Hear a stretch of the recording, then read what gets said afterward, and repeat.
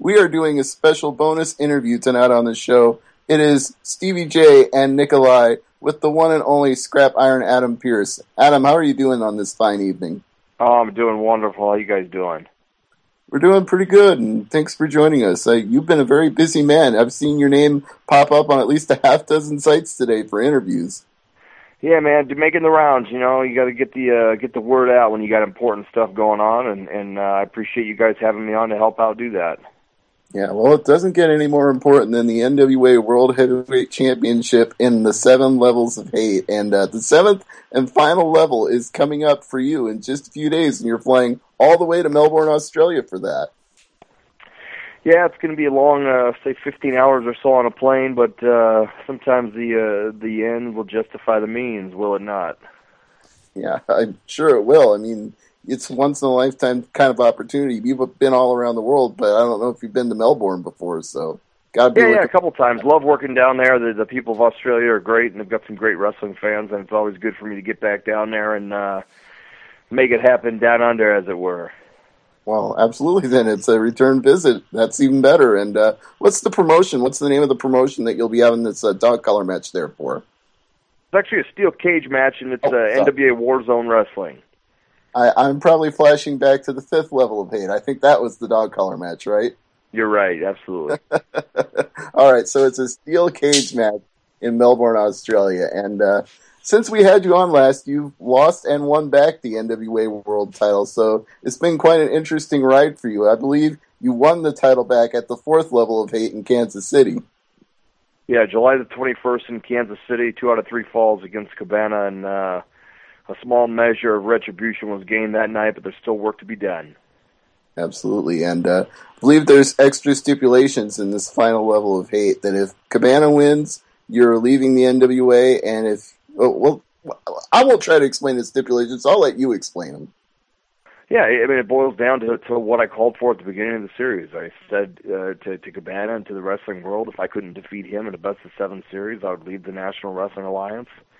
And here we are, tied at 3 apiece, with the proverbial Game 7 taking place on Saturday in front of a sold-out crowd there in Melbourne. And, you know, it's put up or shut up time. It's get it done or go home. And that's the realization and the reality for me. So got one more chance to hit it out of the park. If I do that, things are good in the world of Scrap Iron Pearce. If I don't, I bid adieu to the beloved National Wrestling Alliance.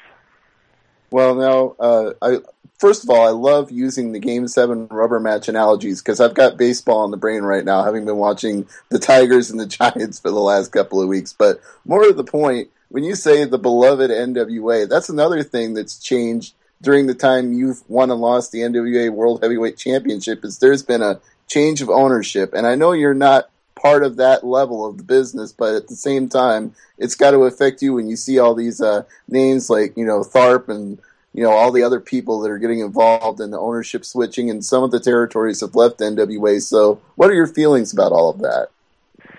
In a lot of ways, it's frustrating, if I could be honest. I think a lot of what Cole Cabana and myself have been doing, especially, going back 2 years now, and with the series itself, which began ostensibly on Easter Sunday, some of the stuff, the lawsuits and the he said, she said, and the negative press, I think in some ways has overshadowed what we've been trying to do. And as a performer, and as somebody who takes great pride in his work, and in my track record, particularly the last 5 years carrying the NWA World Title, it's frustrating, to be frank.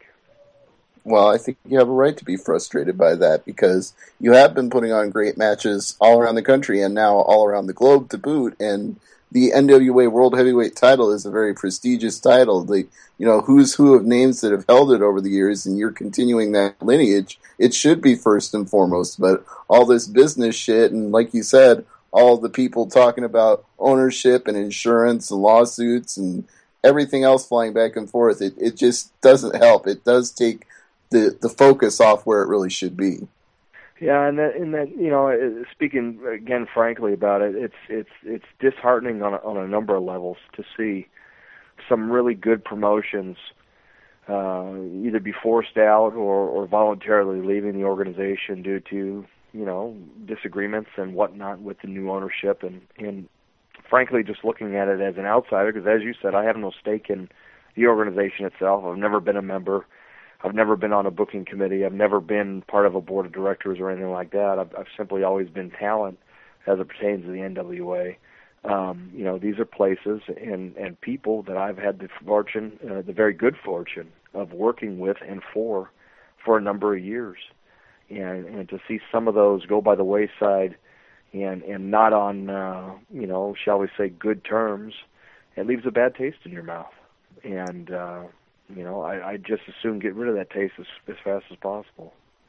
I don't blame you for that one bit. I think the one that shocked me the most out of all the news and the fallout that came from the change of ownership was NWA Hollywood, when they changed to Championship Wrestling from Hollywood, because to me, I don't know if you would hold that same opinion, but to me that was like the signature of the NWA territories. It was like the one that you could watch every week on the internet. It was the one that was getting the most press, and then all of a sudden it's no longer an NWA territory, and that one kind of blew my mind for a minute.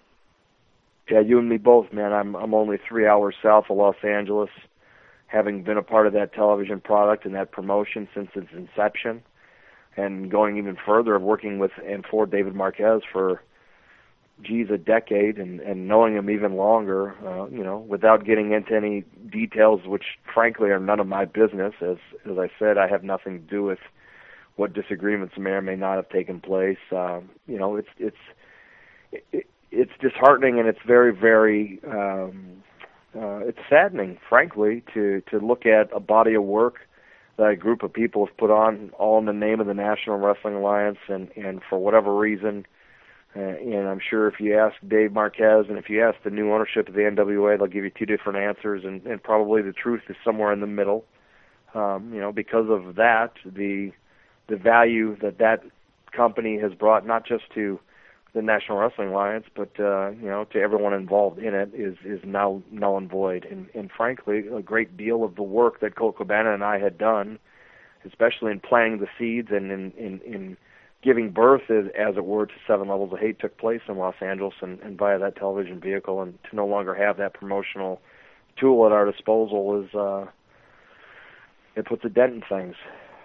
Yeah, well, I don't want to dwell on this because we're not on the negativity, and we want to keep it positive and keep what you're doing with the NWA title now in the focus. But I have one follow-up question before we move on, and that's under the current structure, with you being the champion, and presumably you'll still be the champion when you come back from Australia as well. That'll play out however it plays out. But what is it going to be like going forward? Will you be able to still work in places like Championship Hollywood, or will there be like disputes with that where you won't be able to defend the NWA title in those territories?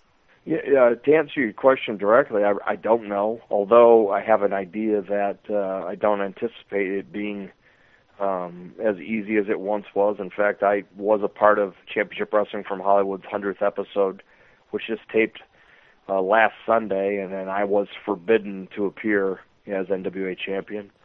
And without the belt, obviously, I wasn't allowed to carry the title either. So I see no reason why that would change, frankly. And again, that's either good or bad depending upon your perspective. I know what my perspective is, and I think it's probably pretty easy to figure that out by the tone of my voice. Yeah, well, that's why I said we won't stay on that topic. We want to move on to better things and keep things looking good. So you know what, man? It's okay. It's relevant, and it's current, and it has everything to do with what we're talking about. It's intertwined. So if it's negative, it's negative. That's the reality. That's true, but we do have some positive to talk about as well, because Nikolai was actually able to see the level 5 of hate. He was at the dog collar match, and I believe he has a few questions that he wants to ask about that. So, Nick, I'm going to turn the floor over to you and let you ask your questions. All right, thanks, Stevie. Yeah, Adam, I was present at, like Stevie said, at New England Championship Wrestling when it was in Bridgewater, Massachusetts, and I did get to see the Stage 5 dog collar match. It was a really good match, I must say. Have you ever competed in a dog collar match before that? Yeah, a bunch of times. And also, to follow up, you had Bobby Cruz, the Ring of Honor ring announcer. What was that like getting him there and bringing him into this whole situation?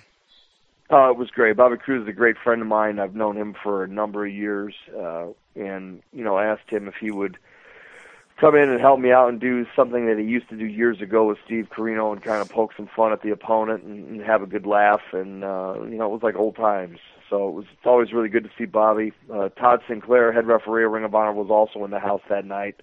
Although he wasn't participating, he was just there to see old friends. But yeah, it was a good night.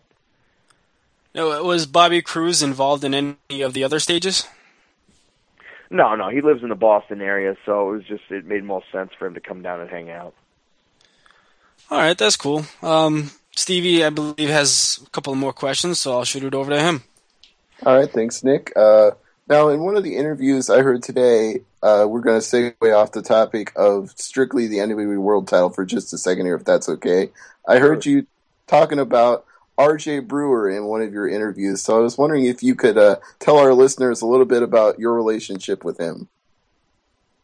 I mean, there's not a whole lot to tell. I mean, I've been around locker rooms for a long time, and RJ as well, going back a number of years, competing in Ring of Honor and whatnot. So, I've seen him in various locker rooms over the years and find him to be a pretty intelligent stand-up guy. Yeah, and I heard you're also pretty interested in his current gimmick he's doing it in Lucha Libre USA, among other places, where I guess he's sort of anti-immigration, and it's the best way I can put it. Yeah, he's tapped into that hot button issue, and I think it's especially pretty appropriate given the demographic that Lucha Libre USA goes for. It's tailor-made, ready-made for a heel to get huge heat. Talking about immigration, particularly in a company that runs in the Southwest, where that's it's a huge deal in political circles and otherwise everyday life for a lot of people, particularly in states like Arizona. So.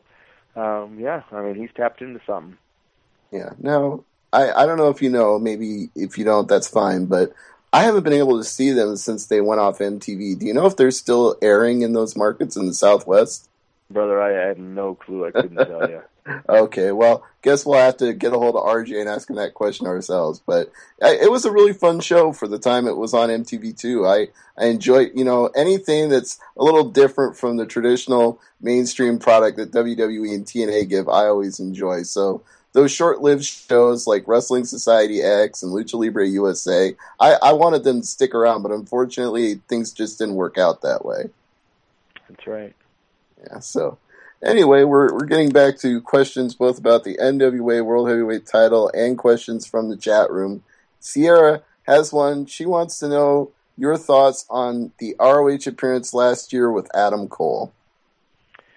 Loved it. Adam Cole, what people may not realize is he was the last talent that I actually ended up having a hand in hiring before I left Ring of Honor. So it was good to just kind of get a glimpse into what he has done since that time, and boy, has he progressed as a wrestler, and he's a great person and a great human being. So it was an honor to go down to Florida and not only reconnect with old friends and reappear once again for Ring of Honor, but also to work with Adam.